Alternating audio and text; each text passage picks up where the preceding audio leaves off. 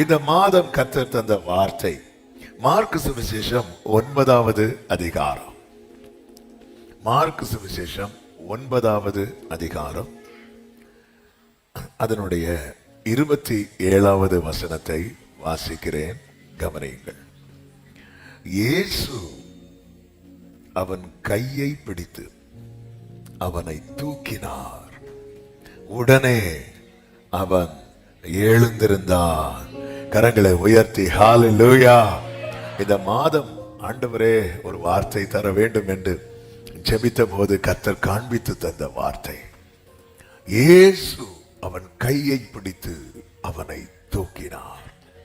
உடனே அவன் எழுந்திருந்தான். எந்த நிலையிலும் தூக்கி விடுகிற ஒரு கர்த்தர் நமக்கு இருக்கிறார். விசுவாசிக்கிறவங்க கைகளை உயர்த்தி ஒரு ஆமேன் சொல்லுங்க பார்க்கலாம். ஒரு தகப்பன் தன் மகனை அழைத்து கொண்டு வருகிறான். ஒரு ஆவியினால் அலைக்கழிக்கப்பட்ட மகன். இந்த மகனை, இந்த வாலிபனை அந்த ஆவி அலைக்கழிக்கிறது. அலைக்கழித்து எப்படி விட்டுட்டு போகுது என்று அதற்கு முந்தின வசனத்திலே சொல்லப்பட்டிருக்கிறது. செத்து போனான் என்று அநேகர் சொல்லத்தக்கதாக செத்தவன் போல கிடந்தான். கவனிங்க, ரோட்ல ஒருத்தங்க அடிபட்டு கிடக்குறாங்கன்னு வைங்களேன், ஜனங்க போய் தூக்குவாங்களா தூக்க மாட்டாங்களா? நீங்க என்ன பண்ணுவீங்க? நம்ம என்ன பண்ணுவோம்? ஒருத்தங்க அடிபட்டு கிடந்தா தூக்குவோம், ஒருத்தங்க செத்து கிடந்தா தூக்க மாட்டோம். தூக்குறவங்க கூட என்ன செய்ய மாட்டாங்க தெரியுமா? தூக்க மாட்டாங்க. மேக்சிமம் என்ன பண்ணுவாங்க? மூடி போடுவாங்க, அவ்வளவுதான். அப்போ சூழ்ந்திருக்கிறவர்களால ஒரு மனிதனை தூக்கி விடக்கூடிய சூழ்நிலைகளும் உண்டு, தூக்கிவிட முடியாத நிலைமைகளும் உண்டு. இங்கே எவ்வளவு சம்பவம் நடக்கும்போது 25வது வசனத்திலே சொல்லப்பட்டிருக்கிறது, அப்பொழுது ஜனங்கள் கூட்டமாய் ஓடி வருகிறதை இயேசு கண்டு. அதுக்கப்புறம் இந்த சம்பவம் நடக்குது. இந்த வாலிபன் எப்படி இருக்கிறான் என்றால், செத்து போனான் என்று சொல்லத்தக்கதாக, அநேகர் சொல்லத்தக்கதாக. அப்ப சுத்திலும் என்ன சத்தம் கேட்டுட்டு இருக்கு தெரியுமா? செத்துட்டான், செத்துட்டான், செத்துட்டான், அவன் கதை முடிஞ்சது, இவன் நீ அவ்வளவுதான், செத்துட்டான். எல்லாரும் சொல்லத்தக்கதாய், எல்லாரும் சும்மா கெஸ் பண்ணி சொல்லல, எல்லாரும் கண்ணுக்கு முன்னாடி அவன் எப்படிதான் இருக்கிறான் தெரியுமா? செத்தவன் போல கிடந்தான். எல்லாரும் சொல்லுகிறது போது அதற்கு ஆமா போடுகிறவர் அல்ல என் ஆண்டவராகிய இயேசு கிறிஸ்து. அவர் அப்படிப்பட்ட வார்த்தைகளுக்கும் பார்வைகளுக்கும் முன்பதாக இன்னும் ஏன் அவனுடைய தகப்பனும் பக்கத்தில் நிற்கிறான். அந்த தகப்பனும் போய் தூக்கல. ஆமென். ஆண்டவர் என்ன செய்தா தெரியுமா? இவன் கதை முடிஞ்சிட்டுன்னு சொல்ற இடத்துல அவன் கையை பிடிச்சு அவனை தூக்கி விட்டான். உடனே அவன் எழுந்தான். இந்த மார்ச் மாதம் 1ஆம் தேதி காலை வேளையில கர்த்தருடைய சமூகத்தில் இருந்து கர்த்தருடைய வார்த்தையை கேட்கிற ஒவ்வொருவருக்கும் சொல்லுகிற செய்தி, நீங்க இருக்கிற நிலைமை எதுவானாலும் இயேசுவால உங்களை தூக்கி விட முடியும்.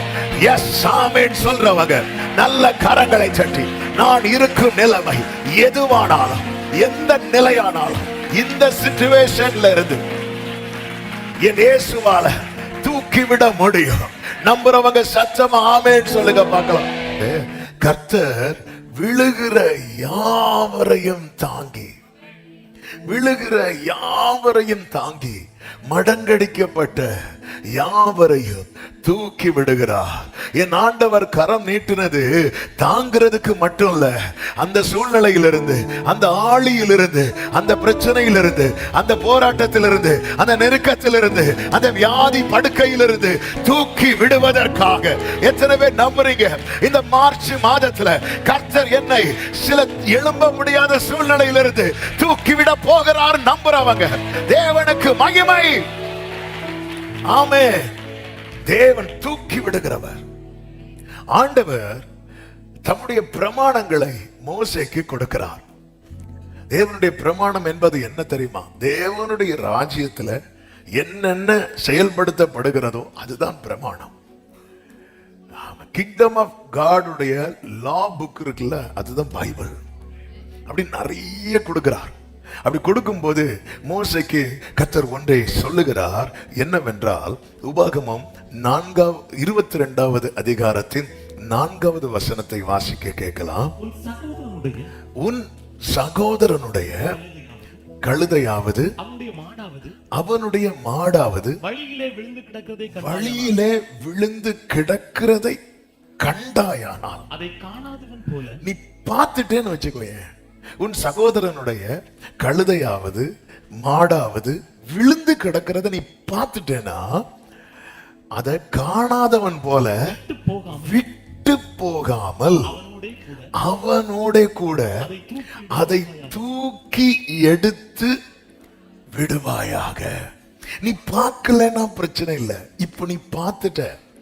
ஆமா, இங்கே கர்த்தர் என்ன எதை கொண்டு வர, ஆடாவது கழுதையாவது மாடாவது விழுந்து கிடக்கிறத நீ பார்த்துட்டேன்னா, ஆண்டவர் அவருடைய ஹார்ட், அவருடைய கேரக்டர், அவருடைய செயல்கள், அதுதான் தம்முடையவர் பிள்ளைகளிடத்தில் வெளிப்பட வேண்டும் என்று விரும்புகிறார். எனவேதான் தேவன் மனிதனை தம்முடைய சாயலாக படைத்திருக்கிறார். ஆமா, அவர் என்னென்ன பார்க்கணும்னு நினைக்கிறாரோ அது மனுஷங்கிட்ட வெளிப்படணும்னு அவர் விரும்புறார். நீ பார்த்துட்டேன்னா அதுக்கப்புறம் நீ பார்க்காதவன் மாறி போயிடக்கூடாது. நீ என்ன செய்யணும் தெரியுமா, அவனோட கூட அதை தூக்கி எடுத்து விடுவாயாக. ஆமே, நம்மை தேவன் கழுதையாட்டோ மாடாட்டோ வைக்கல, அவருடையவர்களாய் தெரிந்தெடுத்திருக்கிறார். இந்த நேரத்துல ஒவ்வொருவரும் இதை புரிந்து கொள்ள வேண்டும். அவர் பார்க்கலன்னா பரவாயில்ல. இங்கே ஒரு வாலிபனை தகப்பன் கொண்டு வருகிறார். கொண்டு வரும்போது ஆண்டவர் கேட்கிறார், ஆமா இந்த பிரச்சனை இவனுக்கு எவ்வளவு காலமா இருக்கிறது அப்படி கேட்கும்போது அந்த தகப்பன் சொல்லுகிறான், சிறு வயதிலிருந்தே இவனுக்கு இந்த ப்ராப்ளம் தான் இருக்குது. சின்ன வயசுல இருந்தே இருக்கிற ஒரு பிரச்சனையை அந்த ஒரு சூழ்நிலையிலிருந்து ஒருத்தனை தூக்கி எடுக்கப்படுவது என்பது அது சாத்தியமான காரியமான்னு கேட்டா இல்ல. இந்த ஆவி இவனை பிடிக்கும் போது அது அவனை தீயிலையும் தண்ணீர்லையும் தள்ளி விடுகிறது. லூக்கா 9:39 இதே சம்பவம் சொல்லப்பட்டிருக்கிறது. இந்த ஆவி இவனை எங்க பிடிக்குதோ அவனை பிடிக்கும் போது அவன் அலறுகிறான். அது என்ன பண்ணுகிறதா, அது அவனை நுரைத்தள்ள அலைக்கழித்து அவனை கசக்கின பின்பும் அவனை விட்டு நீங்குவது அரிதா இருக்கிறது. அதாவது இவன் லைஃபே கசக்கப்பட்ட லைஃப். சின்ன வயசுல இருந்து இவன் இந்த பிரச்சனையை ஃபேஸ் பண்ணிட்டே இருக்கிறான். சின்ன வயசுல இருந்து இந்த ப்ராப்ளம் இவன் சந்தித்து கொண்டே இருக்கிறான். இப்ப ஆண்டவர் என்ன சொல்லுகிறாருன்னா, இங்க பாரு, இதுவரை நடந்ததெல்லாம் எனக்கு அதை பத்தி எனக்கு தெரியாது. ஏன்னா இதுவரை நடந்தது எதுவுமே என் பிரசன்ஸ்ல நடக்கல. இப்போ நடக்குது பாரு, அது என் பிரசன்ஸ்ல நடக்குது. என் பார்வையில நடக்கிற ஒரு காரியத்தை என்னால பார்த்துட்டு சும்மா இருக்க முடியாது. இந்த மார்ச் 1ஆம் தேதி எனக்கு கேட்கிற இதுவரை நடந்ததெல்லாம் எனக்கு தெரியாது. இன்னைக்கு தேவ சமூகத்திலிருந்து கர்த்தருடைய வார்த்தை கேட்கிற சில உள்ளங்களோட தீர்க்க தரிசனமான வார்த்தை, அவர் உபத்திரவப்படுகிறவனுடைய உபத்திரவத்தை அற்பமா எண்ணாமலும் அவனுக்கு தமது முகத்தை மறைக்காமலும் இருந்து அவன் கூப்பிடும் போது கர்த்தர் உத்தரவு தருவார். ஆமென். ஆண்டவராகிய இயேசு கிறிஸ்து ஒரு சம்பவத்தை சொல்லும் போது, ஒருவன் எருசலேமில் இருந்து எரிகோவுக்கு வழி பிரயாணமாய் போகிற வழியிலே கள்ளர் கையிலே அவன் அகப்பட, அவனை அந்த கள்ளர்கள் என்ன பண்றாங்க அப்படின்னா அடித்து குற்றுவீராக்கி அவனை தெருவில் போட்டுட்டு போயிட்டாங்க. ஏன் குற்றுவீராய் போட்டுட்டு போறாங்க அப்படின்னா, இனி இவனால எந்த யூஸுமே இல்லை, இனி இவன் கிட்ட எந்த நன்மையுமே இல்லை. ஒருத்தனால ஒண்ணுமே இல்லை, எதுவுமே இல்லை அப்படின்னாலே சூழ்ந்து இருக்கிறவங்க பார்வைக்கு அவன் இருக்கிறதும் ஒண்ணுதான், இல்லாம இருக்கிறத ஒண்ணுதான். அவனை தூக்கி போட்டுட்டு போயிட்டாங்க. அந்த வழியாய் ஒரு ஆசாரியன் வருகிறதை சொல்லுகிறார், விலகி போறார். லேவியன் வருகிறதை சொல்லுகிறார், விலகி போகிறார். மறுபடியும் சொல்லுகிறேன், அநேகர் விலகி போறதுக்கு காரணம், ஆமே நம்ம மேல அவங்களுக்கு ஏதோ கோபம் வெறுப்புனால இல்ல, அவங்களால முடியாது. ஒருத்தன் விழுந்து கிடக்கிறானா தூக்கிடுவாங்க, ஒருத்தன் செத்து கிடக்கிறானா தூக்க மாட்டாங்க, கை வைக்க யோசிப்பாங்க. அநேக பிரச்சனை தலைக்கு மேல போயிட்டுனா சுற்றி இருக்கிறவங்க கமெண்ட் சொல்லதான் பண்ணுவாங்க, இவன் செத்துட்டான், இவன் கதை முடிஞ்சிட்டு, இவனுக்கு இப்படி நடந்துச்சு பாத்தியா. இதுக்கு மேல அவங்களுக்கு எதுவுமே பண்ண முடியாது. ஏனென்றால் அது அவர்களுடைய தப்பு அல்ல, நம்முடைய சூழ்நிலை அப்படி நம்மளை அமைத்து வைத்திருக்கிறது. ஆனால் இயேசு இதற்கு அப்பாற்பட்டவர். அவர் இறையாதை அமைதலா இரு என்று சொன்னால் எந்த கொந்தளிப்பும் அமரும். ஆமென். அவர் நோக்கி பார்க்க பூமி அதிரும். அவருடைய பிரசன்னத்துல பர்வதங்கள் மெழுகு போல உருகும். இந்த தேவன் என்றென்றைக்கு உள்ள சதா காலமும் நமது தேவன் என்று சொல்லுகிறவர்கள் சத்தமா ஆமென் சொல்லுங்க பார்க்கலாம். இப்பொழுது அந்த சமாரியன் வருகிறார். அந்த காலத்துல யூதருக்கும் சமாரியருக்கும் ஆகாது. ஆமே. ஆனால் இப்பொழுது அந்த சமாரியன் வரும்போது என்னை ரொம்ப ஆச்சரியப்படுத்து. கடந்த நாள் இதை மெடிடேட் பண்ணும்போது ஆச்சரியப்படுத்தின வார்த்தை, அந்த சமாரியன் இப்பொழுது அவனை யாராக பார்க்கல தெரியுமா? யூதனாக பார்க்கல. யூதனாக பார்த்திருந்தா அவனை தூக்கி இருக்கவே மாட்டார். சமாரியன் பார்வையில் அவன் பட்டுட்டான். பார்வையில படலைன்னா மேட்டர் இல்ல, அவன் செத்திருப்பான். பார்வையில பட்டுட்டான். இன்னைக்கு நானும் நீங்களும் உயிரோடு இருக்க காரணம் என்ன தெரியுமா? அவர் பார்வையில பட்டுட்டான். அவன் பார்வையில படலைன்னா மேட்டர் இல்ல, அவன் பார்வையில பட்டுட்டோம். அந்த அழகான கண்கள் கண்டதுனால, அந்த பார்வையில பட்டதுனால எசேக்கியேல் 16:6 நான் உன் அருகே கடந்து வந்த போது மிதிக்கப்படுவதற்கு ஏதுவாய் உன் இரத்தத்தில் கிடக்கிற உன்னை பார்த்து, உன்னை கண்டு, உன் இரத்தத்தில் கிடக்கிற உன்னை பார்த்து, கண்டும் ஒண்ணுதான் பார்த்தும் ஒண்ணுதான்.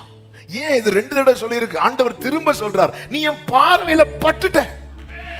ஆமா, உன் லைஃப்ல நடந்த ஒரு பெரிய சம்பவம் என்னன்னு கேட்டா நீ சொல்லணும், அவர் பார்வையில நான் பட்டுட்டேன். ஜீசஸ் அவர் பார்வையில படலைன்னா, இதுக்கு முன்னாடி இந்த ஆவி என்ன பண்ணுச்சு? அவனை தீயிலையும் தள்ளிச்சு, எங்கெல்லாமோ தள்ளிச்சு. இதுக்கு முன்னாடி உள்ள மேட்டரை விடு. இப்போ எங்க இருக்கிறான்? இப்போ அதுதான் பண்ணுது. இப்பொழுதும் பாருங்கள் 9வது அதிகாரம் அதனுடைய 20வது வசனத்துல, அவனை அவரிடத்தில் கொண்டு வந்தார்கள். அவரை கண்டவுடனே அந்த ஆவி அவனை அலைக்கழித்தது. இதுக்கு முன்னாடி உள்ள பிரச்சனை தான். இப்போ அந்த பிரச்சனை மட்டும் இல்ல. 26வது வசனம், அப்பொழுது அது சத்தமிட்டு அவனை மிகவும் அலைக்கழித்தது. அலைக்கழித்தது மட்டும் இல்ல, சொல்லுங்க வாய்த்தது மிகவும். அப்போ இதுக்கு முன்னாடி இருக்கிற பிரச்சனையை விட அதிகம். இதுக்கு முன்னாடி இருக்கிறது எங்க? தீயில, தண்ணீர்ல. இப்போ எங்க? அவருக்கு முன்னாடி. அவர் பார்வையில என்ன நடந்தாலும், இந்த மார்ச் மாதம் நம்முடைய அசைன்மெண்ட் என்ன தெரியுமா? எங்க இருக்கிறியோ எனக்கு தெரியாது, பார்வையில வந்து விழுந்துரு. அவர் பார்வையில, அவ்வளவுதான். ஆண்டவர் பார்வையில. எனவேதான் புலம்பல் 3:49 ஆமென் எரேமியா சொல்றார், பரலோகத்தில் இருந்து கர்த்தர் பரலோகத்திலிருந்து நோக்கி பார்க்கும் மட்டும், அவருடைய பார்வை என் மேல விழும் மட்டும் என் கண்கள் ஓயாமல் இடைவிடாமல் ஓய்வின்றி சொரிகிறது. என்னை பாரும் ஆண்டவரே. பேதுரு கடல்ல அப்படி நடந்து இயேசு கிட்ட வரும்போது புசுக்குன்னு உள்ள போயிடுவார். அவன் உள்ள போறதுக்கு காரணம் என்ன? காரணம் என்ன? அவிசுவாசம். இப்போ இயேசுவை பார்வை அவன் பக்கம் இழுக்கிறதற்கு அவன் ஆண்டவரே கூப்பிடுறான். இப்போ இயேசு அவனை பார்த்து உடனே அவர் என்ன தெரியுமா செய்தார்? கையை பிடிக்கிறார். ஆமே. இப்போ அவன் அவிசுவாசத்தை பார்த்து கையை பிடிச்சிருப்பாருன்னா நிச்சயமா மாட்டாரு. அவன் நிலைமையை பார்த்து அவனை கையை பிடிக்கிறார். அவிசுவாசம். ஆமா, விசுவாசம் இல்லாமல் தேவனுக்கு பிரியமா இருப்பது கூடாத காரியம். கிருபையினாலே விசுவாசத்தை கொண்டு ரட்சிக்க. ஃபெய்த் இல்லைன்னா முடிஞ்சது. ஆனா இந்த இடத்துல அவனுடைய ஃபெய்த் இல்ல, அவனுடைய அவிசுவாசம், அவனுடைய சந்தேகம் அவன் உள்ள போக வச்சது. ஆனாலும் அவர் கண்ணுக்கு முன்னாடி ஆண்டவரேன்னு கூப்பிடுறான். ஆண்டவர் பார்க்கவே இல்லை அவனை. ஆண்டவரை கூப்பிட்டு அந்த பார்வை அவன் பக்கம் இழுக்கிறான் பாருங்க. உடனே இயேசு கையை பிடிச்சு தூக்கி விட்டார். தூக்கி அப்படியே தோல்ல வச்சு போடல, எந்த இடத்துல விழுந்தானோ அமிழ்ந்தானோ அதே இடத்துல அவனை திரும்ப நடக்க பண்ணி. ஆமே, என் ஆண்டவர் இதை செய்ய வல்லவர் நம்புறவங்க கைகளை உயர்த்தி சச்சமா ஆமேன்னு சொல்லுங்க பார்க்கலாம். அவர் பார்வை விழணும்.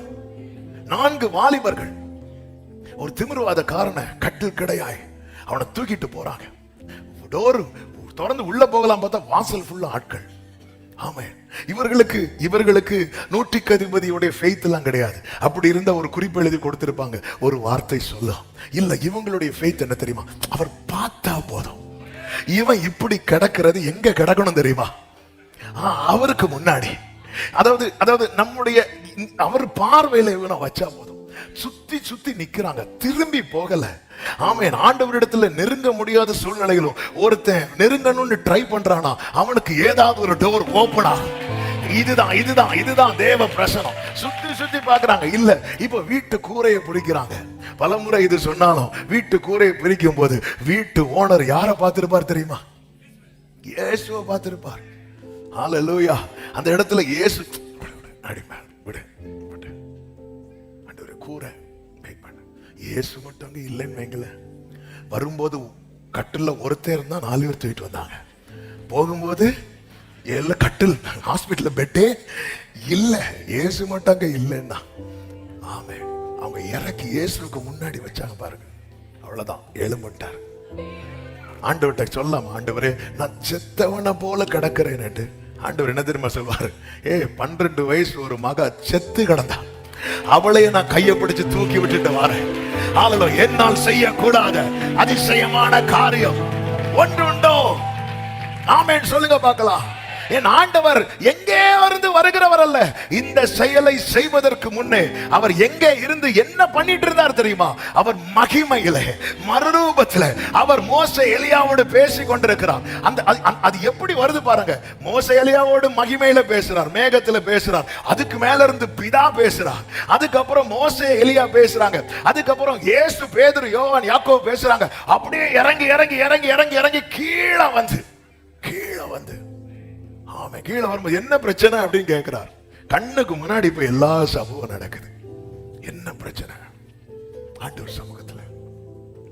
அதனாலதான் ஆண்டவர் இடத்துல வாங்க, உங்க காரியத்தெல்லாம். இயேசு கிறிஸ்து 3.5 வருடம் ஊழியம் செய்த நாட்கள்ல அவர் பார்வைப்படும்படிக்கு அவர் போற வழியிலெல்லாம் போய் உட்கார்ந்துருப்பாங்க. அந்த பார்வைப்படணும். அவர் பார்த்தா போதும். ஒரு கானாவூர் கல்யாண வீட்டுல இயேசு என்ட்ராகும் போது 6 கற்செடி அவர் பார்வையில பட்டது. அவ்வளவுதான். அங்க ஒரு பிரச்சனை ஆண்டவர் வர அனுமதித்து வெளியே இருக்கிற 6 கற்செடியை உள்ள கொண்டு வர வைத்தார். ஆண்டவரை, வேற பாத்திரங்கள் அநேகம் இருக்கிறது, ஏன் பார்வையில பட்டது இந்த ஒதுக்கப்பட்ட பாத்திரங்கள் தான். ஆண்டவருடைய பார்வையில. ஆமென் சொல்லுங்க பார்க்கலாம். ஆண்டவருடைய பார்வையில இது ரொம்ப அவசியம். ஆமென். அதிகமா இந்த செய்தி கேட்கும் போதே உங்களுக்குள்ளே ஒரு ஜெபம் எழும்ப ஆரம்பிச்சிடட்டும். ஆண்டவரே, உங்க பார்வையில உமக்கு முன்பாக கட்டில் கடையா அவனை கொண்டு வந்து அப்படியே வச்சுட்டாங்க. வச்சுட்டு எதுவுமே பேசல, அவங்க அப்படி ஒதுங்கி நின்னுட்டாங்க. வேதம் சொல்லுகிறது, இயேசு அவர்கள் விசுவாசத்தை கண்டு. வச்சுட்டு அவங்க ஏதாவது சொன்னாங்களா? ஒண்ணுமே சொல்லல. தூக்கி வைக்கிறாங்க. வச்சுட்டு 4வது வசனத்தை போடுங்க. மார்க் 2. ஜனக்கூட்டத்தின் நிமித்தம் அவருக்கு சமீபமாய் சேரக்கூடாமல் அவர் இருந்த வீட்டின் மேற்கூரையை பிரித்து திறப்பாக்கி திமிர்வாதக்காரன் கிடக்கிற படுக்கையை இறக்கினார்கள். இயேசு அவர்கள் விசுவாசத்தை கண்டு இறக்கிட்டு விட்டுட்டாங்க. அவ்வளவுதான். இறக்கிட்டு அப்படி எதுவுமே சொல்லல. இப்போ என் சிச்சுவேஷன் நீங்க பாருங்க. ஆண்டவர் வந்து இஸ்ரவேல் ஜனங்களுடைய பெருமூச்சு கேட்டு பாருங்க. அது வரைக்கும் பார்வோன் அடிச்சா இடிச்சா அந்த பிரச்சனை அங்க வரவே இல்லை. ஆண்டவர் வந்து அப்படி கண்டுக்காம விட்டார். ஆனா இஸ்ரவேல் ஜனங்க பெருமூச்சு விட்டாங்க. வேதம் சொல்லுகிறது, கர்த்தர் கண்ணோக்கினார் இருக்கு. அப்படி பார்த்துட்டு வந்து மோசே கிட்ட சொல்றாரு, என் ஜனத்தின் உபத்திரவத்தை நான் பார்த்து கூக்குரலை நான் கேட்கவே கேட்டு அவர்கள் வேதனையை நான் அறிந்தேன். ஆண்டவர் பார்த்துட்டாருன்னா அவர் டீல் பண்ண ஆரம்பிச்சிருவார். அவர் டீல் பண்ண ஆரம்பிச்சிட்டார்னா நீ செத்து போனான் என்று சொல்ற அளவுக்கு செத்தவனை போல கடந்தாலும் கர்த்தர் தமது கையை நீட்டி நம் கையை பிடித்து தூக்கி விடுவார்.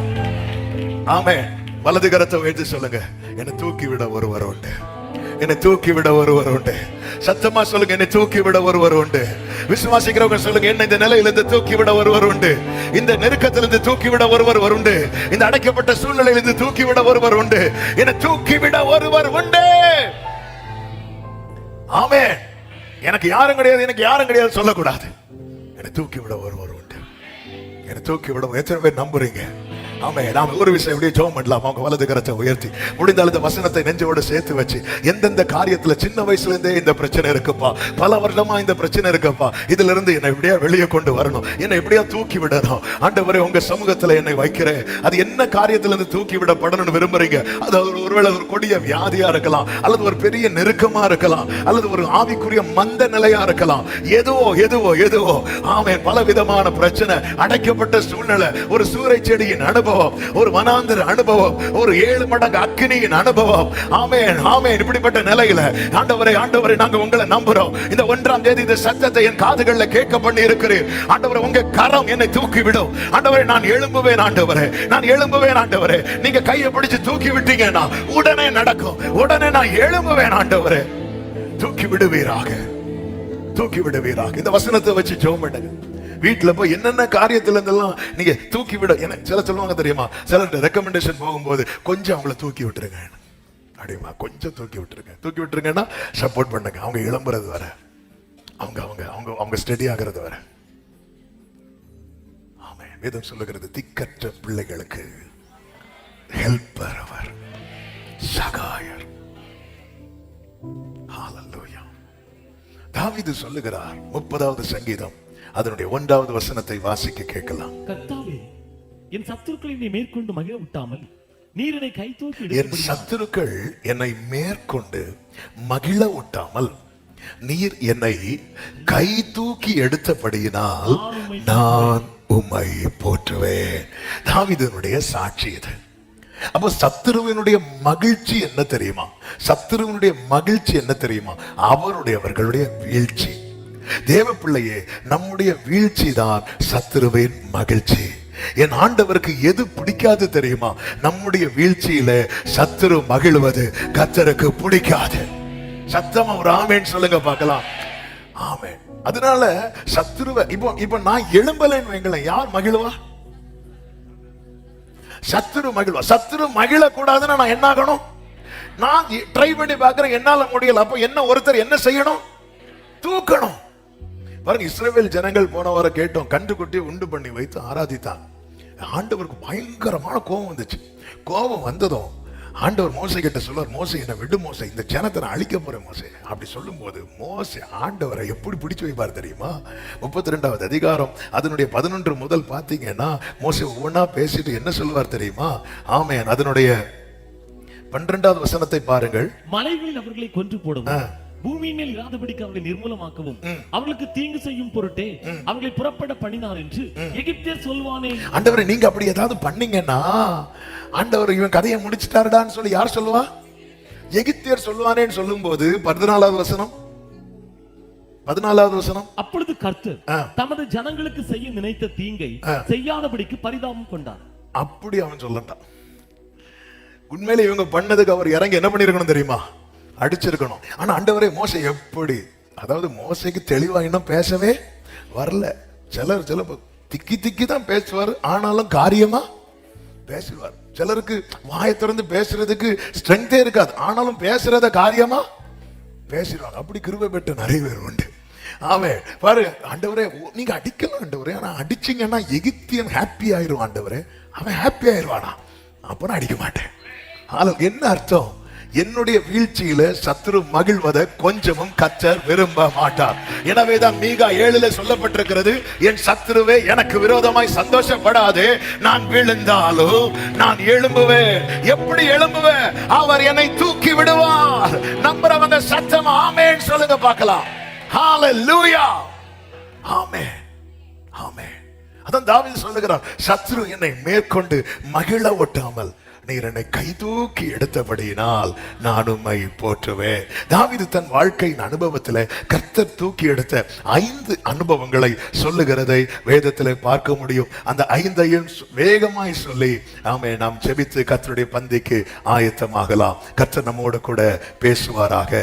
முதலாவது தாவீது சொல்லுகிறார், ஆமென், சங்கீதம் 40வது அதிகாரத்தின் 2, 3 வசனங்கள். பயங்கரமான குழியிலும் பயங்கரமான குழியிலும் உளையான சேற்றிலும் இருந்து என்னை தூக்கி எடுத்து என் கால்களை கன்மலையின் மேல் நிறுத்தி அவரை துதிக்கும் புது பாடலை என் வாயிலே கொடுத்தார். அநேகர் அதை கண்டு பயந்து கர்த்தரை நம்புவார்கள். அவர் எங்கிருந்து தூக்கி எடுத்ததாக சொல்லுகிறார் தெரியுமா? பயங்கரமான குழி, உளையான சேற்று. அதுதான் பாவ வாழ்க்கை. பாவத்திலிருந்து தூக்கி எடுத்தார். விட முடியாத பாவம். ஒரு இடத்துல தாவீது சொல்லுவாரு, அக்கிரம விஷயங்கள் என் மேல் மிஞ்சி வல்லமை கொண்டது. அக்கிரம காரியம் நம்மை மிஞ்சி வல்லமை கொள்வதின் அடையாளம் என்ன தெரியுமா? ஒரு காரியத்தை செய்யணுங்கிற எண்ணம் வரும்போது அதை நம்ம செய்யாம இருக்கிறோம் வைங்கள, நம்ம அந்த விஷயத்தை மேற்கொண்டுட்டோம்னு அர்த்தம். நம்ம செஞ்சிட்டோம் வைங்கள, அந்த காரியம் நம்மை மேற்கொள்ளுதுன்னு அர்த்தம். பாவ கிரியைகள், மாம்ச கிரியைகள் நம்மை மேற்கொள்ளுகிறது என்றால் நம்மை யாராகவே அடையாளப்படுத்துகிறது தெரியுமா? அடிமை. தாவீதுக்கு இதிலிருந்து விடுதலை வேணும். தாவீதுடைய அந்த பாவத்திலிருந்து, அக்கிரமத்திலிருந்து, மீறுதலில் இருந்து அவன் விடுதலைக்காய் கெஞ்சுகிறதை பல சங்கீதங்களை பார்க்க முடியும். தாவீது சொல்லுகிறார், கர்த்தருக்காக நான் பொறுமையோடு காத்திருந்தேன். சேற்றில் இருக்கிற எல்லாரையும் தூக்க மாட்டார். சேற்றில் இருக்கிறவர்களில் யார் எனக்கு விடுதலை வேணும்னு ஏங்குறாங்களோ அவங்கள கர்த்தர் தூக்குவார். ஆமே, ஆண்டவர் எனக்கு விடுதலை தரலன்னு சொல்லிட்டு ஈஸியா நிறைய பேர் தொடர்ந்து பாவம் செய்வாங்க. சும்மா அவருக்கு வேற வேலை இல்லையா? சும்மா சேற்றில் இருக்கிறவனை தூக்கி எடுக்கிறது இல்ல. இங்கே தாவீது சொல்லுகிறார், கர்த்தருக்காக நான் 1வது வசனத்துல பொறுமையோடு காத்திருந்தேன். அவர் எனக்கு ஒரு விடுதலை தருவார், அவர் என்னை தூக்கி எடுப்பார் என்று அவர் என்னிடமாய் சாய்ந்து, he reached down to me.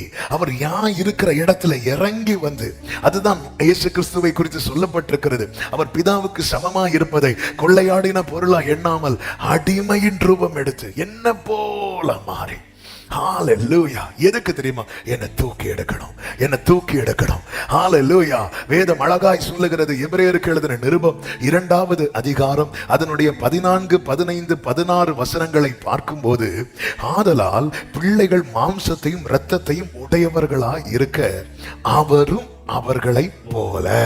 இந்த வேர்டை எல்லாரும் பாருங்க. அவரும், அந்த அவர்கள் யாரு? நான் தான், நீங்க தான். அப்ப இயேசு யாரை போல மாறினார்? நம்மை போல. எல்லாரும் நெஞ்சில கை வச்சு சொல்லுங்க பார்க்கலாம், இயேசு என்னை போல. சொல்லுங்க பார்க்கலாம், சத்தமா சொல்லுங்க. ஆக்சுவலா நம்மை போல இன்னொரு மனுஷனை பைபிள்ல சொல்லி இருக்கு. யாரு தெரியுமா?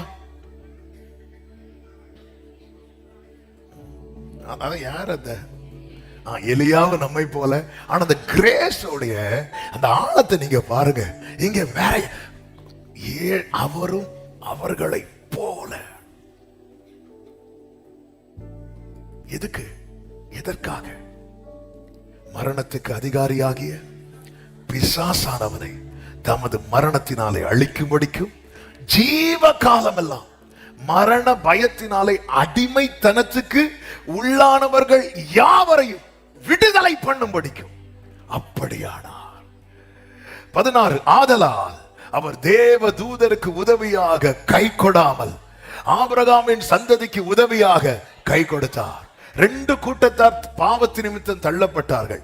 ஒன்று லூசிபர் கூட்டமாகிய தேவதூதர் கூட்டம், இன்னொன்று மனிதன். 2 பேருமே பாவத்துல தள்ளப்பட்டாங்க. இப்ப தேவதூதருக்கு உதவியா கை கொடுக்கணும்னா இயேசு யாரா வந்திருக்கணும் தெரியுமா? தூதனா வந்திருக்கணும். ஆனா அவர் தேவதூதருக்கு உதவியா கை கொடுக்க விரும்பாம எனக்கு உங்களுக்கு உதவியா கை கொடுக்க வர விரும்பி அவர் நம்மை போல மாறினார். தூதர்களுக்கு என்ன பாட்டு பாட முடியும் தெரியுமா? சேனைகளின் கர்த்தர் பரிசுத்தர் பரிசுத்தர் பரிசுத்தர் என்கிற பாட்டை பாட முடியும். தூதர்களுக்கு என்ன பாட்டு பாட முடியாது தெரியுமா? சேற்றி நின்றென்னை தூக்கி எடுத்து மாற்றி உள்ளம் போதே கைகளை உயர்த்தி கல்லானைய உள்ளம் உருக்கின ஆமே அவன் நம்ம பாராட்டின கிருபை. இன்னைக்கு இந்த சத்தத்தை கேட்கிற யாரா இருந்தாலும் சரி, விட முடியாத பாவம் என்று உங்க வாழ்க்கையில ஒண்ணு இருக்கிறதா? அதை விடணும்னா நீங்க அவரை நோக்கி பார்க்கணும். நான் ஒண்ணுமே பண்ண மாட்டேன், அவர் எனக்கு தரவே மாட்டார். அவர்கள் அவரை நோக்கி பார்த்து பிரகாசம் அடைந்தனர். இந்த மன்னாவை வெறுத்து ஒரு பெரிய மீறுதல், பெரிய ஒரு பாவம் பண்ணுவாங்க இஸ்ரவேலர்கள். அப்போ அவர்களை பனிஷ் பண்றதுக்கு கர்த்தர் எதை அனுப்புவார் தெரியுமா? கொள்ளிவாய் சர்ப்பத்தை அனுப்புவார். கொள்ளிவாய் சர்ப்பம் எல்லாரையும் கொத்தி கொத்தி எல்லாரும் செத்துட்டே இருக்கிறாங்க. ஜனங்க மோசே கிட்ட வந்து நிக்கிறாங்க, ஏதாவது பண்ணுங்க யாரு. என்ன பண்ண முடியும்? பாவத்தின் சம்பளம் மரணம். பாவத்துக்கு பரிகாரம் மோசே கிட்ட கிடையாது. மோசையிலும் மேலானவர் ஒருவர் இருக்கிறார். அப்போ அதன் அடையாளமாக அவர் சொன்னார், நீ ஒரு வெண்கல சர்ப்பத்தை என்ன பண்ணு, உயர்த்தி வை அப்படின்னு. அதே மாதிரி செஞ்சு உயர்த்தி வைக்கிறாங்க. அப்போ நீ சொல்லு, யார் யார பாம்பு கொத்துதோ அவர்களில் பிழைக்கணும் வாழணும்னு எவன் விரும்புறானோ அவன் என்ன செய்யணும் தெரியுமா? நோக்கி பார்க்கணும். அவன் நோக்கி பார்க்கணும். எனக்கு நான் பாவத்துல இருக்கும்போது என்ன வந்து சுத்தி இருக்கிறவங்க அவரை நோக்கி பாருன்னு தான் கைட் பண்ண முடியுமே தவிர அவங்க நோக்கி பார்த்து நான் பிழைக்க முடியாது. புரிஞ்சுதா? என் கூட இருக்கிறவங்க கைட் பண்ண முடியும். என்ன ஒருத்தனை பாம்பு கொத்திட்டு இருந்தாங்களே, சுத்தி இருக்கிறவங்க என்ன பண்ண முடியும்? அவங்களுக்கு என்னெல்லாம் செய்ய முடியுமோ அதெல்லாம் செய்வாங்க. முதல்ல அந்த இடத்த அதுக்கு மேல வச்சு கட்டுவாங்க. முடிஞ்ச அந்த ரத்தத்தை எடுக்க பார்ப்பாங்க. என்னெல்லாம பண்ணுவோம், தூக்கிட்டு போவாங்க. மேக்சிமம் சொல்லுவாங்க, கொத்துன பாம்பையும் பிடிக்கணும். என்ன எங்க போய் பிடிக்க? கடைசியில் கையில கிடைக்க பாம்பை பிடிச்சு ஏதோ ஒண்ணு பண்ணுவாங்க. அவ்வளவுதான், ஏதோ ஒண்ணு. இப்படிதான் செய்ய முடியும். பாவத்தில் இருக்கிறவனை மீட்க சுத்திலும் இருக்கிறவர்களுக்கு என்ன கைட் பண்ண முடியும்னா, பார்த்திருப்பா, இவ்வளவுதான் சொல்ல முடியும். ஆமே, நான் பாவத்திலிருந்து நான் மீளணும்னா நான் நோக்கி பார்க்கணும். ஆமே, நான் நோக்கி பார்க்கணும். என் பெற்றோர், என் போதகர் அல்லது என்னை சூழ்ந்திருக்கிறவங்க என்ன கைட் பண்ண முடியும். இல்ல நான் நோக்கி பார்க்க மாட்டேன், எனக்கு விடுதலை வேணும்னா இல்ல. மரித்தவர்கள் எண்ணிக்கை போட்டுட்டு இருக்கு. சிலுவையில இயேசுவோடு 2 கள்ளர்கள் அறையப்பட்டார்கள் அல்லவா? ஒருவன் தானே மீட்கப்பட்டான். நான் கர்த்தருக்காக பொறுமையோடு, அப்பா என்னை தூக்கி எடுங்கப்பா. இதுதான் புதிய ஏற்பாட்டிலே பவுல் சொல்லுகிறார், நிர்பந்தமான மனுஷனா யார் இந்த பாவ சரீரத்திலிருந்து என்னை விடுவிக்க கூடும்? எனக்கு ஒரு பாவம் என்னால விட முடியல. என் வாழ்க்கை ஃபுல்லா இவ்வளவு தான் ஆண்டவரே. இந்த அடிமைத்தனத்தில் ஒருத்தன் இருக்கிறானாலே அவன் அழிவை நோக்கி போய் கொண்டிருக்கிறான் என்று அர்த்தம். அதனாலதான் ஜீவ காலம் எல்லாம் மரண பயம். இந்த அடிமைத்தனத்தில் ஒருவனை விடுவிக்கும்படியாக அவர் என்ன பண்றார்? அவர் கை கொடுக்க வரார். இயேசு கிறிஸ்து ஊரா சுத்திட்டு இருக்கும் போது சீஷர்கள் மெதுவா வந்து கேட்கிறாங்க, ஆண்டவரே, ரட்சிக்கப்படுகிறவர்கள் சில பேர் தானா அப்படின்னு கேட்கிறாங்க.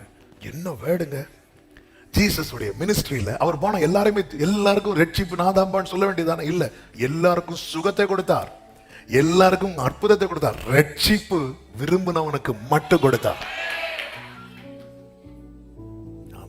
சும்மா சர்ச்சைக்கு வந்தாலும் பாவத்திலிருந்து விடுதலையாக முடியாது. பாவத்திலிருந்து விடுதலை ஆகணும்னா நோக்கி பார்க்கணும்.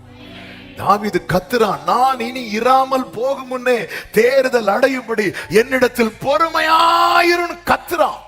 அப்பா ஏதாவது ஒண்ணு பண்ணிருங்கப்பா, இல்லைன்னா நான் செத்துருவேன்பான்னு கத்தும் போது ஆண்டவர் அவனிடமாய் சாய்ந்து, விட முடியாத பாவம் என்று உங்க வாழ்க்கையில் இருக்கிறத மாம்ச கிரியைகள் வெளியரங்கமாயின நம்ம வாழ்க்கையில திடீர்னு நம்மளை டச் பண்ணும்போது, நம்மளை ட்ரிகர் பண்ணும்போது நம்ம அந்த கிரியைகள் வெளிப்பட்டு விடும். வார்த்தையில ஏதோ ஒரு விதத்துல செஞ்சிடறோம், நம்ம ஏதாவது விதத்துல விட்டுருவோம். ஆனா அப்ப நமக்கு அந்த விஷயத்துல நம்ம உடனே என்ன புரிந்து கொள்ளணும் தெரியுமா? இந்த அக்கிரம விஷயம் என்னில் மிஞ்சி வல்லமை கொள்ளுது. அப்ப எனக்கு இதுல இருந்து ஜெயிக்கணும், எனக்கு இதுல இருந்து விடுதலை வரணும். சில சொல்லுவாங்க, நான் எல்லாத்தையும் விட்டுட்டேன் பிரதர், இந்த கோபத்தை மட்டும் விட முடியல. அப்ப நம்ம ஒத்துக்கிறோம்ல, என்னால என்ன செய்ய முடியல? கோபத்தை விட முடியல. அதை நான் அக்செப்ட் பண்ணணும். நான் அந்த கோபத்தை நியாயப்படுத்த கூடாது. நான் மற்றபடி எல்லாம் நான் ஃபுல்லா அந்நிய பாஷை தான் பிரதர் பேசிட்டு இருப்பேன். ஆனா எனக்கு கோபம் வந்துட்டு அவ்வளவுதான். அதுக்கப்புறம் என்ன பாஷைனே தெரியாது. அப்புறம் நம்ம என்ன பண்ணுவோம்? அந்த கோபத்தை நியாயப்படுத்துவோம். நம்ம எல்லாத்தையும் நியாயப்படுத்தி சத்துருவை சந்தோஷப்படுத்தி கொண்டிருக்கிறோம். தாவீது அக்செப்ட் பண்றார். எஸ் லார்ட், தேவரீர் ஒருவருக்கே விரோதமாய் நான் பாவம் செஞ்சேன். ஆண்டவரே, பேசும்போது உமது நீதி விளங்குறதுக்கு நான் இதை சொல்றேன். நாளைக்கு சத்துரு குற்றப்படுத்தும் போது அப்பா வந்து நிற்பார், அவன் என்கிட்ட சொல்லிட்டான், அவனை நான் பார்த்துக்கிறேன், நீ கிளம்பு. அதான் அவன் சத்துருக்களுக்கு நான் வெட்கத்தை உடுத்துவேன், அவன் மீதிலோ அவன் கிரீடம் போக்கும். ஆண்டவர் பாராட்டுகிற என்னை தூக்கி எடுக்கிறதுக்காக வேதத்தில் ஒரு அருமையான வார்த்தை உண்டு. 18வது சங்கீதம் 36வது வசனம், என் கால்கள் வலுவாதபடிக்கு நான் நடக்கிற வழியை அகலம். என்ன ஆபிரகாம் மாதிரி நம்மளை நடத்தி இருந்தா அவுட். யோபு மாதிரி நடத்தி இருந்தா நடத்துறதா கிடத்துறதுதான் முடிஞ்சு. நான் போகும் வழியை அவர் அங்க ஆண்டவர் என்ன பண்றார்? எவ்வளவு கிரேஸ்! அப்படி அகலமாக்கி அகலமாக்கி. அதாவது பழைய ஏற்பாட்டுல கர்த்தருடைய கட்டளைகள் எல்லாம் கை கொண்டு அவைகளின்படி செய்து உண்மையா இருக்கிறான் தெரியுமா, அவனே நீதிமான். புதிய ஏற்பாட்டுல கர்த்தர் நம்மளை கிருபையினால நீதிமான் ஆக்கி இதெல்லாம் செய்ய வைக்கிறார். ஹல்லேலூயா. பழைய ஏற்பாட்டுல 10ல் 1 செய்யலைனாலும் அவன் நீதிமானே இல்ல. அவன் அப்படி பார்த்தா நோவா காலத்துல மொத்தம் நீதிமான் எண்ணப்பட்டது எத்தனை பேர்? ஒரே ஆளு. ஆனா ஆண்டவர் கிருபையினால, அவருடைய ரத்தத்தினால, அவருடைய அன்பினால எடுத்ததுமே நீதிமான் ஆக்கிட்டு இனி பண்ண. அதாவது சிம்பிளா சொல்லணும்னா, இப்ப பிள்ளைங்களுக்கு எக்ஸாம், நம்ம எல்லாம் எக்ஸாம் எழுதுறது எதுக்கு? பாஸ் ஆகிறதுக்கு மார்க். ஆண்டவருடைய கிரேஸ் என்ன? கிரேஸ் எப்படி தெரியுமா நமக்கு அவர் பாராட்டி இருக்கிறார்? எக்ஸாம் பேப்பர்ல மேல 100க்கு 100 மார்க் போட்டுட்டு எழுதுங்கிறார். புரியலையா? எனக்கு ரிசல்ட் தெரியுது, ஆனா நான் அட்டன் பண்ணணும். ஆனா நான் எக்ஸாம் என்ன பண்ணணும்? அட்டன் பண்ணணும். பரீட்சைக்கு நிக்கணும். பரீட்சைக்கு நிக்காதவன் பலன் இல்லாதவன், அவனால ஓட முடியாது. ஓட முடியாதவனுக்கு ஓட்டத்தை முடிக்க முடியாது. ஓட்டத்தை முடிக்க முடியாதவனுக்கு கிரீடம் கிடையாது. ஓட்டத்தை முடிக்க முடியாதவனுக்கு, ஒரு கப்பல்ல என்னதான் பொருட்களை ஏற்றி மறுகரைக்கு விட்டாலும் அந்த கப்பல் டேமேஜ் ஆகி விழுந்துட்டுனா அந்த பொருள் எல்லாமே சேதமாயிரும். ஓட்டத்தை ஓடுறதுக்கு பலன் வேணும். பலனுக்கு தான் பரீட்சை. பரீட்சைக்கு இல்லாதவர்கள் அவங்க பலன் இல்லாதவர்கள் என்று வேதம் அழகாய் சொல்லுகிறது. ஆனா ரிசல்ட் இது எதுக்கு இந்த பாதையை அகலமாக்குறா தெரியுமா? நீ வழுவிடக்கூடாது, நீ வழுவிடக்கூடாது. அதான் வழுவாதபடி நம்மை காக்கும். கொஞ்சம் யோசித்து பாருங்க. சில வருஷத்துக்கு முன்பதாக எங்க அப்பா ஃபேமிலியில ஒருத்தங்க இறந்துட்டாங்க. அப்போ ஊருக்கு திருவள்ளா, அங்கிருந்து ஒரு 5 கிலோமீட்டர் உள்ள போனோம். அப்போ அங்கே போகும்போது அது அடக்காராதனை. அவங்க அப்பா ஃபேமிலியில் இன்னும் அநேகம் ரட்சிக்கப்படாமல் இருக்கிறாங்க. அப்போ அவங்க முறைமையின்படி அவங்க அந்த மந்திரங்கள் எல்லாம் செய்து அதன் பிறகு அந்த பாடியை எரிக்கிறாங்க. அதை பார்த்துட்டு இருந்தாங்க. இங்கிருந்து எப்படிப்பா ஒரு மனுஷனை தூக்கிட்டு வந்தீங்க? எவ்வளவு பாடு, எவ்வளவு பிரச்சனை. ஒருவேளை என்ன இப்படி ஒரு சிச்சுவேஷன்லேருந்து கூப்பிட்டுருந்தா நான் வந்திருப்பான் ஆண்டவரே. நானே சொல்றேன், வாய்ப்பே இல்லை ஆண்டவரே. அப்போ நான் உள்ள வர்றதுக்காக ஆண்டவர் என்னை தெரிந்தெடுக்க எங்க அப்பாவை நீங்க சூஸ் பண்ணி நான் நடக்கிற பாதையை நீங்க அகலமாக்கி தந்தீங்களே ஆண்டவரே. ஓ ஜீசஸ். நான் நடக்கிறதுக்கு, நான் வழுவாதபடி நான் நடக்கிற வழிய, அந்த குறுகலான பாதையில எங்க அப்பாவை நடத்தி விட்டுட்டு பின்னாடி அந்த தீபம் அணையாம திரும்பி கையில் எடுக்கிறதுக்கு நான் நடக்கிற பாதைய எனக்கு அகலமாக்கி தந்துட்டீங்களா. இன்னைக்கு நம்ம ஆண்டவர் சமூகத்துல இருக்கிறோம்னா அதனாலதான் ஆண்டவர் என்னை பின்பற்று அப்படிங்கிறார். ஏன்னா இந்த இயேசுவை நீங்க ஃபாலோ பண்ண ஆமா, எத்தனையோ பேர் என்னெல்லாம் ஃபேஸ் பண்ண ஸ்ட்ரகிள் பண்ணாங்களோ அதெல்லாம் நீங்க ஈஸியா ஹேண்டில் பண்ணுவீங்க. நீ உன் வீட்டு காரியத்தை ஒழுங்குபடுத்து அப்படின்னு சொல்லிட்டு எசேக்கியாட்ட சொன்னதும் எசேக்கியா சுவர்புறமா திரும்பி நான் உனக்கு முன்பாக உண்மை உத்தமன் சொல்லி ஓன்னு ஒரே ஆளுங்க. இதே மேட்ரு பவுலுக்கு போகுது. பவுலே, பயங்கரமான கட்டுகள் இருக்கிறதாக செய்திகள் வருகிறது. பவுல், மரணமே உன் கூறு எங்கே? என்ன பவுலே, மரணமே உன் கூறு எங்கே? பாதாளமே எப்படி இது சாத்தியமாச்சு? நான் வழுவாதபடிக்கு ஆமே நான் நடக்கிற வழிய கர்த்தர் அகலமாக்கினார். அவரை நோக்கி பாருங்க, அவர் பார்வையில இருங்க, அவர் பார்வையில இருங்க. இன்னைக்கு எந்தெந்த காரியம் உங்களால ஃபேஸ் பண்ண முடியல, இதெல்லாம் மேற்கொள்ளவே முடியாது. பெரிய பர்வதமே நீ ஏமாத்திரம். இது பலத்தினால் அல்ல, இது பராக்கிரமத்தினால் அல்ல, இது தேவனுடைய ஆவியினால.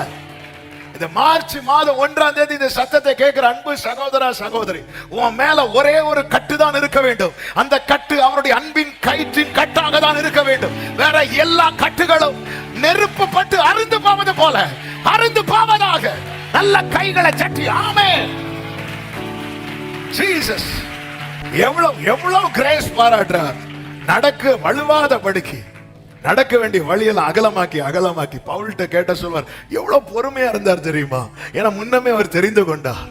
அவருக்கு பாவிகள்ல பிரதான பாவி.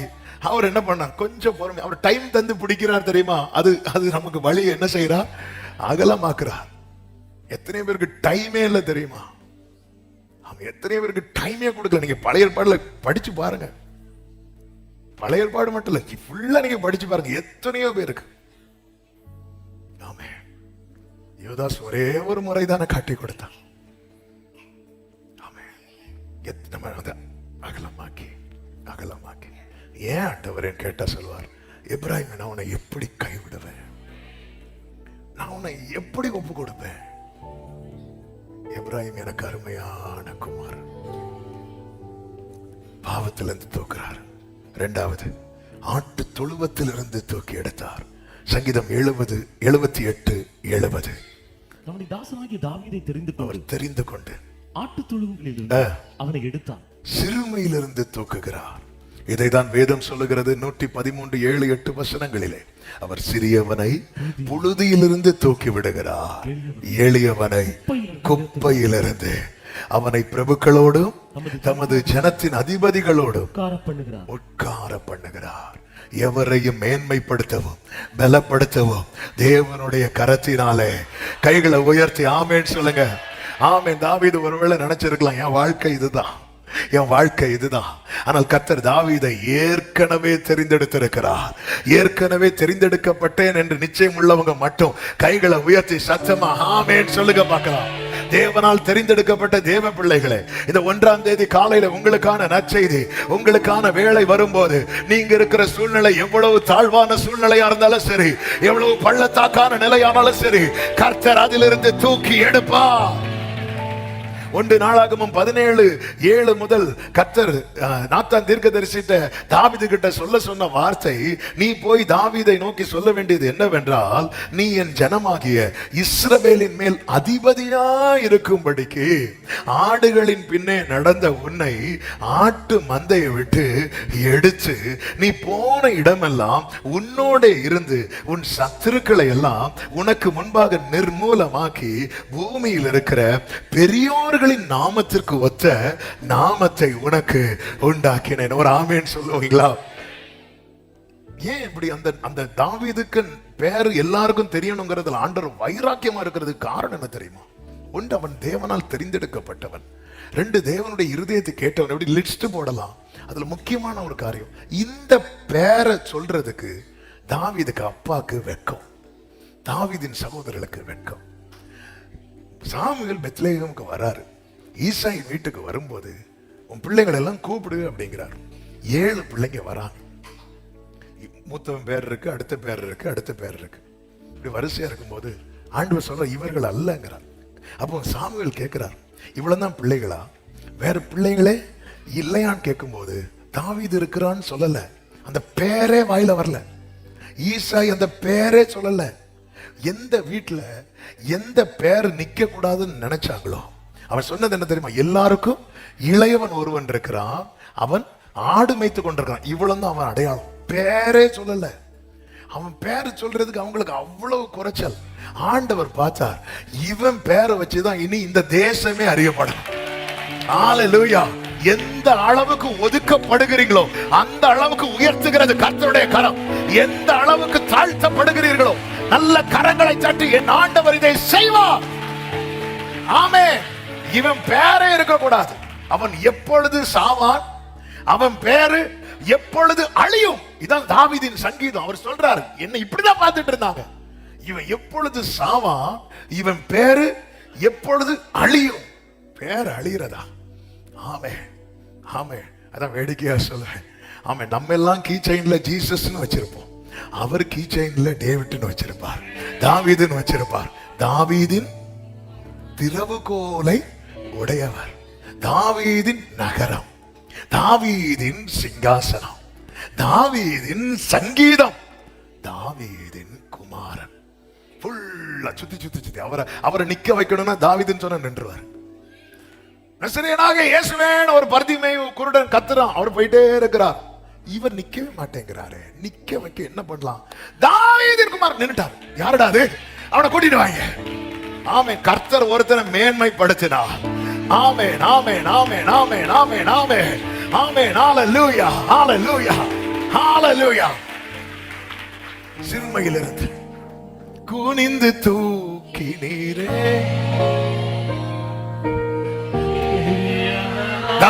தாவீதுட்ட கேட்கலாமா?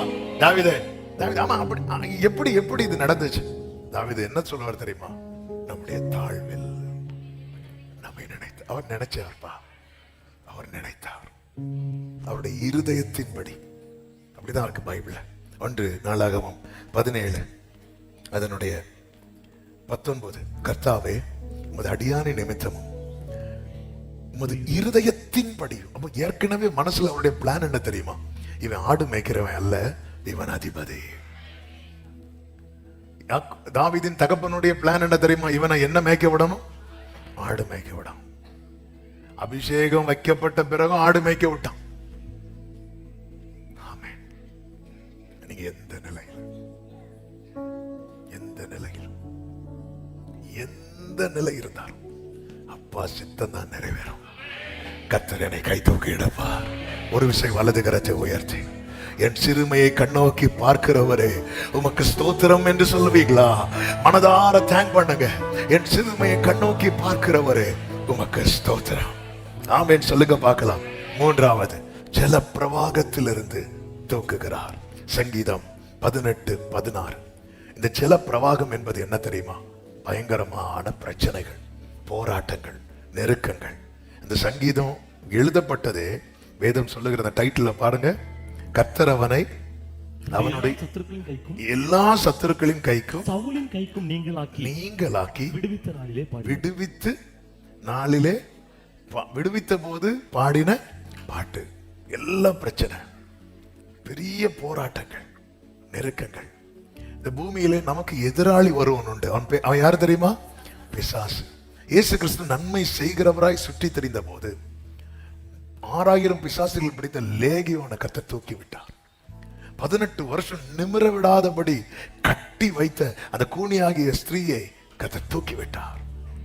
இங்கே மார்க் 9 படித்தோமே, சிறு வயதிலிருந்தே ஒரு வாலிபனை அலைக்கழித்துக் கொண்டிருந்ததை அந்த வாலிபனை கர்த்தர் தூக்கி விட்டார். நெருக்கத்திலே நான் கர்த்தரை நோக்கி கூப்பிட்டேன், என் தேவனை நோக்கி அபயமிட்டேன் என்று அதே சங்கீதம் 18 சொல்றார். அவர் தூக்கி விடுகிறார். ஆமென். மரணம். ஆமென். அது மட்டுமல்ல, 4வதாக மரண வாசலில் இருந்து தூக்கி விட்டார். சங்கீதம் 9:13 சொல்லப்பட்டிருக்கிறது, மரண வாசலில் இருந்து. நல்ல கவனமா கேளுங்க. இந்த வார்த்தையை கொஞ்சம் டச் பண்ணிட்டு அடுத்த 5வது பாயிண்ட் சொல்லி ஜெபிக்க விரும்புறேன். நேரம் வேகமா போகுது. ஒரு 5 மினிட்ஸ்ல முடிக்க விரும்புறேன். மரணம் என்பது அது எழுதப்பட்டது. ஆதி மனிதன் பாவம் செய்த போதே மரணம் பிறந்துட்டு. ஆமென். பிறக்க ஒரு காலம் உண்டு, இறக்க ஒரு காலம் உண்டு. ஆனா அந்த இறக்க ஒரு காலம் வச்சிருப்பாரு பாருங்க, அப்பதான் மரிக்கணும். ஆண்டவர் வைத்த காலத்துல மரிக்கிறவர்கள் பாக்கியவான்கள். ஆனா பிசாசு என்ன செய்வான் தெரியுமா? அந்த காலத்துக்கு முன்னே நம்மளை அழிக்கிறதுக்கு என்னெல்லாம் உண்டோ எல்லா தந்திரமும் பண்ணுவோம். காலத்துக்கு முன்னே அழிக்கணும். அதுக்கு ஒரு பெரிய காரியமா அவன் கொண்டு வரதான் பாவம். பாவம் செய்கிற ஆத்துமா சாகும். பாருங்க, பாவம் எப்பொழுது உள்ள வந்துச்சோ மரணம் பிறந்தது. உலகத்துல முதல் மனிதன் யாரு சொல்லுங்க பார்க்கலாம்? ஆதாம். ஆதாமுக்கு எவ்வளவு வயசு தெரியுமா? 930. ஆனா ஆதாமை விட அதிக வருடம் வாழ்ந்த ஒருவன் பைபிள்ல உண்டு. யார் தெரியுமா? மெத்துசலா. மெத்துசலாக்கு எவ்வளவு வயசு? 969. அப்போ உண்மையை பார்த்தா 969 வருஷம் யார் தான் வாழ்ந்திருக்கணும்? ஆதாம். முதல் மனுஷன் தானங்க டாப்ல இருக்கணும். அப்போ ஆனா இந்த பாவம் அவன் வாழ்க்கையில 39 வருஷத்தை அடிச்சிட்டு, அதன் பிறகு அந்த நோவா நாட்கள் வரைக்கும் நோவாவுக்கு 500 வயசுல தான் குழந்தை பெக்கிறத பத்தி யோசிக்காரு. இங்க 500 வருஷம் தாண்டினா மம்மினா ஹாய் மம்மி இல்ல, எகிப்து மம்மியை தூக்கி வெளியே வச்சு இங்க வேற. ஆனா நோவா 500 வருஷத்துலதான் சரி இப்படி இருந்தா எப்படி, பிள்ளை குட்டி வேண்டாமா அப்படின்னு யோசிக்கிறாரு. அது அந்த காலம். அந்த காலம் பாத்தீங்கன்னா 800, 900, 700 இப்படி எல்லாம் போயிட்டே இருந்து. ஆனா பாவம் பெருகின போது இந்த ஆண்டுகள் எவ்வளவா குறைஞ்சது அப்படின்னா 120 குறையுது. அதுக்கப்புறம் எல்லாரும் 120 வயசு. மோசே நாட்கள் வந்தபோது இந்த 120 எவ்வளவு குறையுது அப்படின்னா 70. எல்லாத்துக்கும் பின்னாடி என்ன இருக்கு தெரியுமா? பாவம். ஒரு மனுஷனுடைய ஆயுளை குடிக்குது. இப்போ 70 80 இப்ப 40 ஆனாலே பாட்டி தான் முடிஞ்சது. இப்போ ஒவ்வொரு நாளை கடக்கிறதே அவ்வளவு சேலஞ்சா இருக்கு. ஏன்னா உலகம் யாருக்குள் கிடக்கிறது? பொல்லாங்கனுக்குள் கிடக்கிறது. மனுஷன் ஒவ்வொரு நாள் நிக்கிறது சேலஞ்சா இருக்கு. அதுவும் இப்படிப்பட்ட யுத்தங்கள்லாம் வரும்போது எத்தனை நேற்று ஒரு ஸ்கூல்ல ஈரான்ல ஒரு ஸ்கூல்ல 50 சின்ன பிள்ளைங்களுக்கு மேல, அது 80 ஒரு கணக்கு சொல்றாங்க, 50+ சின்ன பிள்ளைங்க மரித்து போறாங்க. ஆமா, அவங்க என்ன பாவம் பண்ணாங்க? எவ்வளவு வேதனையான காரியம். அப்படிப்பட்ட ஒரு மோசமான நிலை பொல்லாங்கனுக்குள் கிடக்கும் போது அவர் சொல்றாரு, தாவீது என மரண வாசல்ல இருந்து தூக்கினார். தாவீது எத்தனை வருஷம் உயிரோடு இருந்தார் தெரியுமா? நாங்க இருக்கிறதே பெரிய விஷயம். நீங்க தாவீது இருக்கிறது நீங்க கேட்டா நாங்க என்ன சொல்லுவோம்? தாவீது 30வது வயசுல ராஜாவாகிறாரு. 40 வருஷம் இஸ்ரவேல ஆளுகை செய்கிறார். அப்ப மொத்தம் எத்தனை வருஷம்? அப்ப தாவீது எத்தனை வருஷம் உயிரோடு இருந்தார்? 70. ஆனா தாவீதனுடைய அந்த காலத்தை எப்படி பைபிள் எழுதி இருக்கு தெரியுமா? 1 நாளாகமும் 28:29 சொல்லப்பட்டிருக்கிறது, அவன் தீர்க்காயுசும் ஐஸ்வர்யமும் மகிமையும் உள்ளவனாய் நல்ல முதிர் வயதிலே மரணமடைந்த பின். தாவீது என்ன ஆயுசா? ஏங்க 70 தீர்க்காயுசா 120 தீர்க்காயுசா? 120 தீர்க்காயுசா 500 தீர்க்காயுசா? 500 தீர்க்காயுசா 900 தீர்க்காயுசா? உங்களுக்கு என்ன வேணும்? அவ்வளவுதான, வேற இல்லையா? சில பார்த்துருக்கீங்களா? கல்யாண வீட்டுல 15 கொட்டு வச்சாலும் வெயிட் பண்ணிட்டு இருப்பாங்க. இருக்கட்டும், வேற ஏதாவது வருதா? இனி அடுத்த இலையில தான் வைக்கணும், இருந்தாலும் கை வைக்க ஏதாவது. ஆனா இங்க என்ன சொல்லப்படுறது? தீர்க்காயுசு. ஏன் அப்படி சொல்லப்பட்டிருக்கு தெரியுமா? ஏன்னா இவன் சின்ன வயசுலயே மரணத்தை சந்திச்சவன். அதாவது மரண விளிம்பிலிருந்து நம்ம காக்கப்பட்டு அதன் பிறகு நம்ம வாழ்கிற ஒவ்வொரு நாளுமே நம்ம எப்படி தெரியுமா கணக்கிடணும்? தீர்க்காயுசை தந்திருக்கிறோம். அதே அவரெல்லாம் இத்தனை வருஷம், தாவீது 70 வருஷம் தானே. தாவீதுட்ட கேட்டா சொல்லுவார், நான் தீர்க்காயுசுப்பா. ஆமா, 17 வயசுல சிங்கத்தின் வாய், கரடியின் கை, கோலியாத்தின் பட்டயம், சவுலின் ஈட்டி, இது போக தீராத வியாதி. ஒவ்வொன்றிலையும் என் கதை முடிஞ்சதுதான் நினைச்சேன். அதான் அவர் கத்துற, நான் இனி இராமல் போகும். ஆனா ஒவ்வொரு நாளும் கண் விழிக்கும் போது கிருபையே கிருபையே மாறாத. அதாவது உண்மையிலே எனக்கு நேரிட்ட பிரச்சனை, ஆபத்து, விபத்து, வியாதி, இப்படிப்பட்ட சூழ்நிலையில உண்மையில என் கதை முடிஞ்சிருக்கணும். ஆனா நான் உயிரோடு இருக்கிறேன்னு சொல்றவங்க மட்டும் கையை உயர்த்தி காட்டினா எல்லாரும் கை தூக்குவோம், எனக்கு தெரியும். ஆமென், ஹல்லேலூயா. சிலர் பக்கத்து இவர் தூக்குறாரா ஃப்ரெண்ட்ல, சரி நம்மளும் தூக்குவோம். ஆனா இதான உண்மை, இதான உண்மை. அவங்களுக்கு இவ்வளவு வருஷம் தானே. நீங்க அதான் அந்த நிறைவு. தாவீது சும்மா பாடல ஆண்டவரே. ஆனாலும் மோசே 80 வயசுன்னு எழுதிட்டு அவர் 120 வயசு வரை இருந்தாரே ஆண்டவரே. நம்ம எல்லாம் கம்ப்ளைண்டே இப்படிதான் வைப்போம். ஆமென், ஹல்லேலூயா. அவரு தாவீதுக்கு இதெல்லாம் கம்ப்ளைண்ட். அப்பா நான் 17 வயசுல போக வேண்டியவன்ப்பா, நான் 20 வயசுல போக வேண்டியவன்ப்பா, நாளா இல்ல ஆண்டவரே. இன்னைக்கு ஆண்டவரே என்ன எல்லாத்தையும் பார்க்க வச்சுட்டீங்களே ஆண்டவரே. யாக்கோபு சொல்வார்ல, ஆண்டவர் எனக்கு பிறந்த நாள் முதல் ஆதரித்தார். ஆமே, யோசேப்பை நான் உன்னை பார்ப்பேன்னு நினைக்கல, ஆனா உன் பிள்ளைங்க என்ன பார்க்க வச்சுட்டார் பாத்தியா?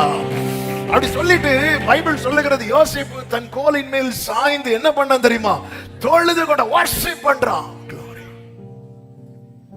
ஆண்டவரே, ஆமே, மரண வாசல். அதாவது அப்பா, இந்த பிரேயர் ரொம்ப பவர்ஃபுல் பிரேயர். ஒரு மரண தருவாய் என்கிற சூழ்நிலை வரும்போது ஒரு தேவ பிள்ளை எப்படி ஜெபம் பண்ண தெரியுமா? ஆண்டவரே, இது நீர் குறித்த காலமானால் என்னை பரிசுத்தப்படுத்தி எடுத்துக்கொள்ளும். இது நீர் குறித்த காலம் இல்லை என்றால் என்னை இந்த வாசலில் இருந்து தூக்கிவிடும். உங்க லைஃப்ல அப்படி ஒரு மரண பயம் உங்களை சூழுது, அல்லது ஒரு மரணத்துக்கும் உங்களுக்கும் ஒரு அடி தூரம் அப்படிப்பட்ட சிச்சுவேஷன் வரும்போது ஒரு தேவ பிள்ளை இந்த ஜெபத்தை, ஆண்டவரே இது ஒருவேளை இது நீர் குறித்த காலமானால் என்னை பரிசுத்தப்படுத்தி எடுத்துக்கொள்ளும். இல்ல நான் பண்ண வேண்டிய பிரயாணம் இன்னும் இருக்குமானால் பலன் தாரும், என்னை ஓட வைங்க. இப்படி ஒரு ஜெபம் பண்ணி பாருங்க. கர்த்தர் எப்படி தூதனை அனுப்பி எலியாவை ஓட வச்சார், அதை இன்னைக்கு செய்யும். வரும் துர்ச்சன பிரவாகம் சொல்றார், மரண கட்டுகள் என்னை விழுந்தது, துர்ச்சன பிரவாகம். அப்ப நான் தேவனை நோக்கி அபயமிட்டேன், என் சத்தம் அவர் செவிகளில் நான் ஏறிட்டு. எப்படிங்க செவியில் அந்த சத்தம் அப்படி ஏறுதான், எவ்வளவு ஃபீல் பண்ணி சொல்றாரு பாருங்க. அப்பொழுது அவர் தூக்கி எடுத்தார். ஆண்டவர், இது நீங்க குறித்த காலம் ஆண்டவரே. இப்படி இப்படி ஒரு ஒரு மரண வாசனை அடிக்குப்பா, ஒருவேளை எல்லாம் கதை முடிய போகுதோ. அப்ப இது நீங்க குறித்த காலமானால் என்னை பரிசுத்தப்படுத்தி எடுத்துக்கொள்ளும். இது நீங்க குறித்த காலம் இல்லைன்னா என்னை இதுல இருந்து தூக்கி எடுங்க. ஆமே. காலத்துக்கு முன்னே வேதம் சொல்லுகிறது, நியாயத்திற்கு ஜெயம் கிடைக்க பண்ணும் வரைக்கும் அவர் நெறிந்த நாணலை முறியாமலும் மங்கி எரிகிற திரியை அணையாமலும் இருப்பார். நீங்க நெறிந்திருக்கிறத நினைச்சு கலங்காதீங்க. உங்க வாழ்க்கை தீபம் மங்குறத நினைச்சு கலங்காதீங்க. உங்க ஓட்டம் ஜெயத்தோடு ஓடி முடிக்க தேவன் தம்முடைய கிருபையும் தம்முடைய பலனையும் தம்முடைய சத்துவத்தையும் தருவார். சத்தமா ஆமென் சொல்லுங்க பார்க்கலாம். ஐந்தாவதாக பாதாள பிடியிலிருந்து தூக்கி எடுத்தார். சங்கீதம் 16 9 10 11 வசனங்கள்ல, ஆகையால் என் இருதயம் பூரித்தது, என் மகிமை களி கூர்ந்தது, என் மாம்சமும் நம்பிக்கையோட தங்கி இருக்கும், என் ஆத்துமாவை பாதாளத்தில் விடீர். எல்லாரும் இந்த வார்த்தையை சத்தமா சொல்லுங்க, என் ஆத்துமாவை பாதாளத்தில் விடீர். சத்தமா சொல்லுங்க. ஆமே, கரெக்டா சொல்லணும். விடீர்னா இடையில இட்டு போட்டுற கூடாது. இந்த தமிழ்ல இப்படிதான், இதா ஒண்ணு இடையில சேர்த்தீங்க மொத்தமா முடிச்சு. ஆத்துமாவை பாதாளத்தில், அதான் அந்த உறக்கு, அதுதான் அதெல்லாம் கரெக்டா. என் ஆத்துமாவை பாதாளத்தில் விடீர். புரியலையா? விட மாட்டீர். முடிஞ்சு. அவன் விட மாட்டீர். உங்களுடைய பரிசுத்தவானை அழிவை. இந்த சங்கீதம் எப்படி அதை நிரூபிக்கப்பட்டது தெரியுமா? இயேசுவே இறங்கி வந்து, ஆமென், அவர் மரணத்தை ஜெயித்து, ஹalleluya, அவருடையவர்களுக்கு நம்பிக்கையை கொடுத்துட்டு போயிருக்கிறார். என்ன நம்பிக்கை? மரித்தேன், ஆனாலும் இதோ சதா காலங்களிலும் உயிரோடு இருக்கிறேன். நான் மரணத்தின் திறவுகோலையும் பாதாளத்தின் திறவுகோலையும் உடையவராயிருக்கிறேன். ஆமென் சொல்லுங்க பார்க்கலாம். ஒரு தேவ, அதான் என் மாம்சம் நம்பிக்கையோட தங்கி இருக்கும். இந்த உலகத்துல ஓட்டத்தை முடிக்கிற சூழ்நிலை வந்தாலும் நம்பிக்கையோடு தான். அதுதான் சங்கீதம் 145 சொல்லப்பட்டிருக்கிறது. பரிசுத்தவான்கள் தங்கள் படுக்கையிலே கம்பீரிப்பார்கள் என்று சொல்லப்பட்டிருக்கிறது. பரிசுத்தவான்கள் 149:5 வாசிங்க. பரிசுத்தவான்கள் மகிமையோட களி கூர்ந்து படுக்கைகளின் மேல் கம்பீரிப்பார்கள். அவங்களுக்கு அந்த ஓட்டம் முடிகிற டைம் வரும்போது அவங்க ரொம்ப ஹாப்பி ஆயிருவாங்க, அவங்க ரொம்ப சந்தோஷமாயிருவாங்க, அவங்க ரொம்ப ஜாலி ஆயிடுவாங்க. ஆமே, பிள்ளைங்களை டூருக்குன்னு சொன்னா ஒரு வாரத்துக்கு முன்னாடியே ஜாலி ஆயிரும். அவ்வளவு ஹாப்பியா ரெடி ஆயிருவாங்க, எல்லாம் ரெடி ஆயிருவாங்க, எல்லாம் ready ready ready ready ready. மகிமையோட கழிவு. எத்தனை பரிசுத்தவான்களுடைய சாட்சி. ஆமே. ஏன்னா உங்களுக்கு தெரியும், அவர் ஆத்துமாவை பாதாளத்துல விட மாட்டார். எனவேதான் சங்கீதக்காரன் பாடுகிறார், என் கண்ணை கண்ணீருக்கும் என் கால இடறுதலுக்கும் என் ஆத்துமாவை மரணத்துக்கும் தப்ப வைக்கிறவர். கரங்களை உயர்த்தி சத்தமா ஆமென் சொல்லுவோமா? இரக்கமும் கிருபையும் அன்பும் நிறைந்தவரே, செத்து போனானும் என்று எல்லாரும் சொல்லத்தக்க செத்தவனை போல கிடந்தவனை நீர் கைப்பிடித்து தூக்கினீர். உடனே அவன் எழுந்தான்.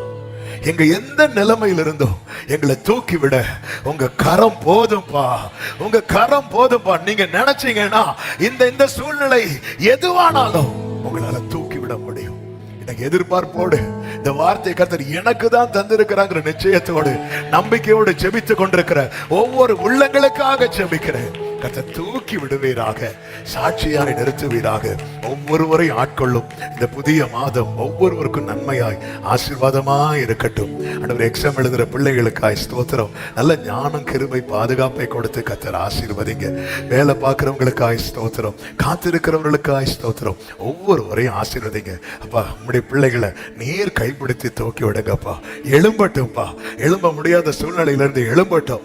தீராத வியாதி இருக்குமானா அதுல இருந்து எழுப்பட்ட ஆண்டவரே ஒரு மிராக்கிள் இந்த மாசம் இந்த மார்ச் மாசத்துல கர்த்தருடைய கரம் எனக்காய் வேலை செய்கிறது என்று ஒவ்வொருவரும் சொல்லத்தக்கதாய் கர்த்தர் அதிசயம் செய்வீராக. ஆசீர்வதி ஒவ்வொருவரையும் கண்மணி போல காத்துக்கொள்ளும். தேசங்களில் சமாதானத்தை கட்டளையிடும் தேவனே எழுந்தருளி கிருபையாய் இந்த யுத்தம் நிறுத்தப்படட்டும் ஆண்டவரே. கர்த்தர் அதிசயம் செய்யும். விசேஷமாய் வெளிநாடுகளில் இருக்கிற பிள்ளைகளை கர்த்தர் கண்மணி போல காத்துக் கொள்வீராக. ஆசீர்வதியும். எல்லா மகிமை கனம் உமக்கு இயேசுவின் நாமத்தில் பிதாவே, ஆமென். நான் அல்ல இயேசுவே என்னில் வாழ்கின்றார், இனி நான் அல்ல இயேசுவே